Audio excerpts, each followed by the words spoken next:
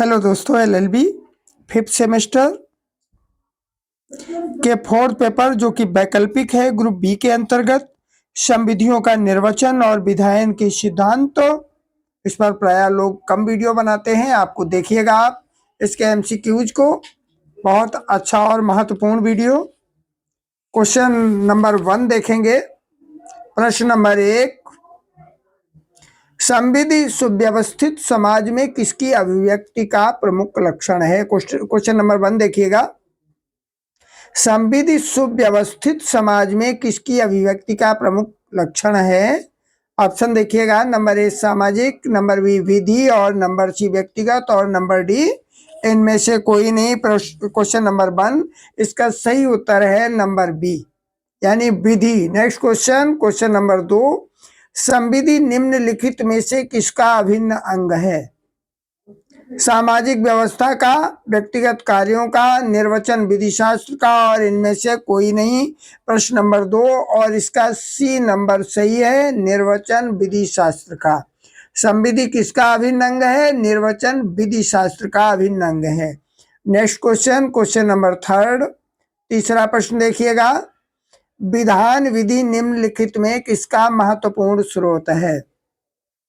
प्राधिकारिक, सामाजिक, व्यक्तिगत या इनमें से कोई नहीं। प्रश्न नंबर 3 और इसका सही उत्तर नंबर ए प्राधिकारिक। विधान विधि किसका महत्वपूर्ण स्रोत है? प्राधिकारिक का। नेक्स्ट क्वेश्चन देखिएगा, अगला प्रश्न, क्वेश्चन नंबर 4, संविधि विधि की सर्वोत्तम संवैधानिक रचना है, यह परिभाषा किसकी है? हॉलैंड की, लॉर्ड बिल्वर फोर्स की, सी के एलन की या कीटन की? प्रश्न नंबर 4 और इसका सही उत्तर नंबर सी के हेलन। संविधि विधि की सर्वोत्तम संवैधानिक रचना है, किसकी परिभाषा है? सी के एलन की। नेक्स्ट क्वेश्चन, क्वेश्चन नंबर 5, संविधि के निम्नलिखित में से कौन से लक्षण हैं? देखिएगा। नंबर ए इसका प्रारूप लिखित होता है, नंबर बी इसमें अज्ञापक प्रावधान होता है और नंबर सी यह राज्य के विधायी अंग द्वारा निर्मित होता है और नंबर डी ये सभी। प्रश्न नंबर 5 और इसका सही उत्तर नंबर डी, ये सभी सारे के सारे सही हैं। संविधि के ये सारे के सारे लक्षण हैं, यानी इसका प्रारूप भी लिखित होता है और इसमें अज्ञापक प्रावधान भी होता है और यह राज्य के विधायी अंग द्वारा निर्मित भी होता है। Next question, question number 6, channel को सब्सक्राइब कर लीजिएगा ताकि एलएलबी के समस्त सेमेस्टर्स के लिए आपको कंटेंट बड़ी आसानी से मिल सके। विधायिका संविधि के माध्यम से किसकी इच्छा व्यक्त करती है? जो विधायिका है ये संविधि के माध्यम से किसकी इच्छा व्यक्त करती है? नंबर ए व्यक्ति की, नंबर बी समाज की, नंबर सी राष्ट्र की और नंबर डी अंतर्राष्ट्रीय स्तर की। प्रश्न नंबर 6 और इसका सही उत्तर नंबर सी राष्ट्र की। विधायिका संविधि के माध्यम से किसकी इच्छा व्यक्त करती है? राष्ट्र की। नेक्स्ट क्वेश्चन, बहुत बहुत इंपॉर्टेंट क्वेश्चन देखिएगा। निम्नलिखित में से किस मामले में न्यायाधीश धर्माधिकारी ने कहा कि अर्थ स्थिर नहीं होते हैं, लोगों के अनुभव के अनुसार निर्वचन होता है? इस तरीके के बहुत सारे एमसीक्यूज आपको परीक्षा में देखने को मिलेंगे, बैक से बचना है। 5 नंबर जो सेमेस्टर है आपका फिफ्थ सेमेस्टर, ये बहुत ही महत्वपूर्ण होता है और प्रायः यहीं से लोग हाथ पैर अपने लूज कर लेते हैं। देखिएगा। नंबर ए अरुणा राय बनाम भारत संघ 2002, सुप्रीम कोर्ट 686 और नंबर बी मुंबई बनाम FN बालस्पा 1952 678। Next question Romesh Thapa बनाम भारत संघ 1950 SSC 12 और नंबर डी मोहम्मद अकबर बनाम राजा 1960 JK 211। क्वेश्चन नंबर 7 और 7 नंबर प्रश्न का नंबर ए सही, अरुणा राय बनाम भारत संघ। किस मामले में न्यायाधीश धर्माधिकारी ने कहा कि अर्थ स्थिर नहीं होते, लोगों के अनुभव के अनुसार निर्वचन होता है? अरुणा राय बनाम भारत संघ 2002, सुप्रीम कोर्ट 686। अगला प्रश्न देखिएगा, प्रश्न नंबर 8। अभी से तैयारी करेंगे तो किसी भी प्रकार का बोझ नहीं आएगा और परीक्षा में एकदम 2-3 दिन के लिए समय मिलता है स्कीम में और उस 2-3 दिन में बहुत कुछ नहीं पढ़ा जा सकता।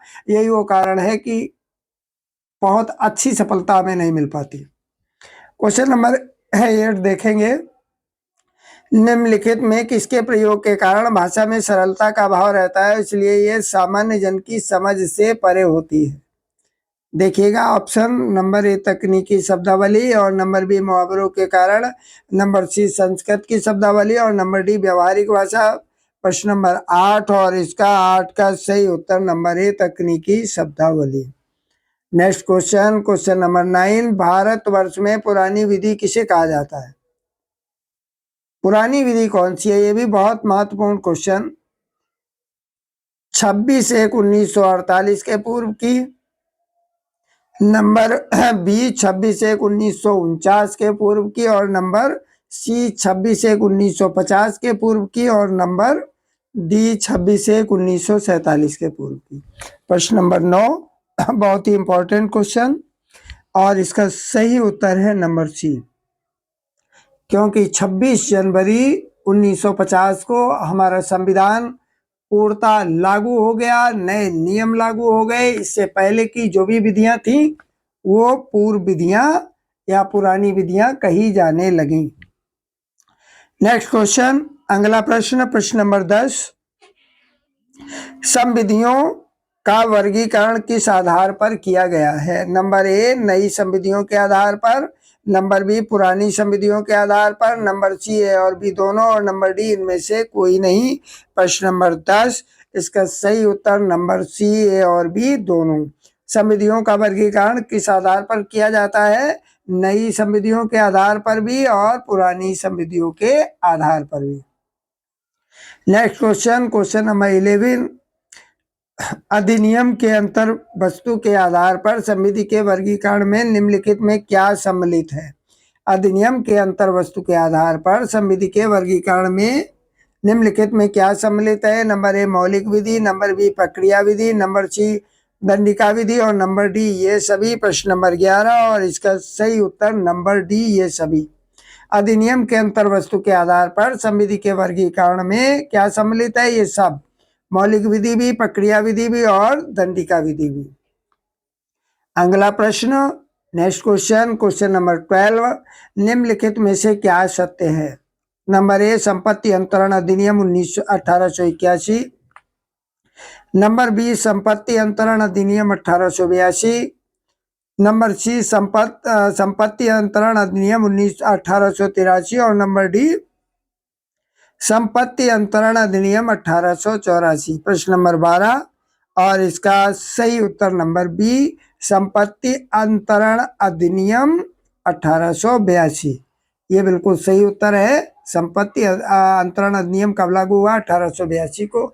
चैनल को सब्सक्राइब कर लीजिएगा, क्योंकि इससे एक और फायदा है, अच्छे चैनल का जब आप सब्सक्रिप्शन करते हैं तो उसके वीडियोज आपके सामने आते रहते हैं और उसका फ़ायदा मिलता है और अनचाहे वीडियोज से आप बच जाते हैं, क्योंकि यूट्यूब पर दुनिया भर के इस तरीके के वीडियो पड़े हुए हैं जिन्हें हम नहीं भी देखना चाहते हैं तो भी हमारे सामने आ जाते हैं। इसलिए अच्छे चैनल्स के लिए सब्सक्रिप्शन बहुत ज़रूरी है, जिससे कि जो भी देखे उसको अच्छा ही अच्छा दिखाई पड़े और उससे कुछ ना कुछ ज्ञान वृद्धि हो। अगर संभव हो वीडियो पसंद आए तो एक लाइक भी कर दीजिएगा। Next question, question number 13। किस बाद में ये कहा गया कि भारत में परिवर्तन ये सुझाता है कि विधायिका के आशय में परिवर्तन है? देखिएगा, option number A Mohammad Akbar बनाम Raja 1960 JK 211, number B India medical college बनाम BP Shukla 1995 SC 113, number C Romesh Thappar बनाम Bharat Sangh 1950 SSC 12, number D Ajay Kumar बनाम भारत संघ 1994 SSC 121। प्रश्न नंबर 13 और इसका सही उत्तर नंबर 1। इस बाद में ये कहा गया मोहम्मद अकबर बनाम राजाबाद में 1960 का बाद जम्मू कश्मीर राज्य का 211 की भारत में परिवर्तन यह सुझाता है कि विधायिका के आशय में परिवर्तन है। नेक्स्ट क्वेश्चन, प्रश्न नंबर 14। अधिनियम के अवधि के आधार पर वर्गीकरण कितने प्रकार का होता है। जो अधिनियम है उसकी अवधि के आधार पर वर्गीकरण कितने प्रकार का होता है। 2 प्रकार का, 3 प्रकार का, 4 प्रकार का या 5 प्रकार का। प्रश्न नंबर 14, इसका जो सही उत्तर है वो नंबर ए सही है, 2 प्रकार का। अधिनियम की अवधि के आधार पर वर्गीकरण कितने प्रकार का होता है, केवल 2 प्रकार का। Next question, question number 15, craze ने निम्नलिखित में किस आधार पर समितियों के वर्गीकरण को बताया है। नंबर ए, अधिनियम के विस्तार के आधार पर। नंबर बी, उद्देश्य के आधार पर। नंबर सी, अधिनियम की समयावधि के आधार पर। और नंबर डी, ये सभी। प्रश्न नंबर 15 और इसका उत्तर ये सभी है। क्रेज ने किस आधार पर समितियों के वर्गीकरण को बताया है। नंबर ए, अधिनियम के विस्तार के आधार पर, ये भी सही है। और नंबर बी, उद्देश्य के आधार पर, ये भी राइट है। और नंबर सी, अधिनियम की समयावधि के आधार पर, ये भी राइट है। तो फिर ये सभी, नंबर डी इसका सही उत्तर है। नेक्स्ट क्वेश्चन, क्वेश्चन नंबर 16, निम्नलिखित में से किस बात में हाउस ऑफ लॉर्ड्स ने ये कहा कि मात्र समय बीत जाने के कारण संविधि को नजरअंदाज नहीं किया जा सकता। ऑप्शन देखिएगा, ये भी महत्वपूर्ण क्वेश्चन है और परीक्षा में 2-3 बार आया हुआ है। किस बात में हाउस ऑफ लॉर्ड्स ने ये कहा कि मात्र समय बीत जाने के कारण संविधि को नजरअंदाज नहीं किया जा सकता। ऑप्शन देखिएगा, मेट्रोपॉलिटन कमिश्नर बनाम Hammond 1963, state bank of Orissa बनाम भूपेंद्र कुमार 1964, स्टीवेंसन बनाम ओलिवर 1833 और इंदिरा सैनी बनाम भारत सिंह 1994। प्रश्न नंबर 16 और इसका सही उत्तर नंबर ए, मेट्रोपॉलिटन कमिश्नर बनाम हेमंड, ये इसका सही उत्तर है। चैनल को सब्सक्राइब कर लीजिएगा क्योंकि प्रयास ये करेंगे कि एलएलबी के समस्त सेमेस्टर्स के लिए ऑथेंटिकेट बुक से कंटेंट आपको मिल सके और डिस्क्रिप्टिव कंटेंट्स भी मिल सके। वीडियो पूरा सुनने के लिए बहुत बहुत धन्यवाद। जय हिंद।